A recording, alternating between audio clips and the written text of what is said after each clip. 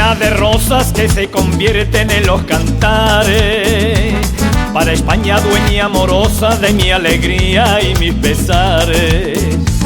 Y cantando coplas de amores con la alegría de un ruiseñor, voy llenando a España de flores con mis coplas de alegres colores, que son hijas del arte español.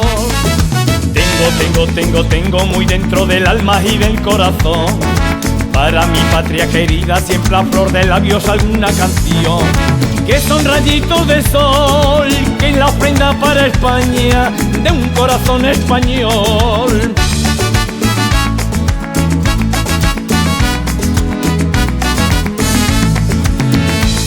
Y cantando, siempre cantando, pasan las horas, pasan los días, y la vida me va enseñando todo su embrujo y filosofía, porque el cante es mi compañero y siempre ha sido mi amigo fiel.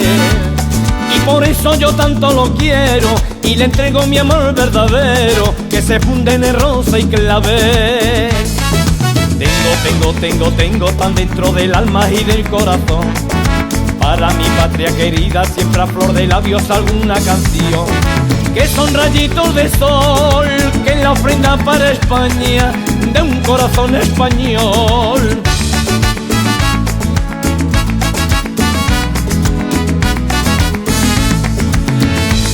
Si algún día me ves llorando porque se rompan mis ilusiones, no preguntes ni me aconsejes, que nunca son buenas soluciones.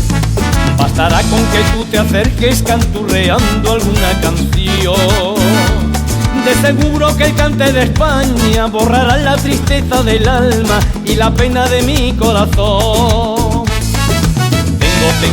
Tengo muy dentro del alma y del corazón, para mi patria querida siempre a flor de labios alguna canción, que son rayitos de sol que en la ofrenda para España de un corazón español, que son rayitos de sol que en la ofrenda para España de un corazón español.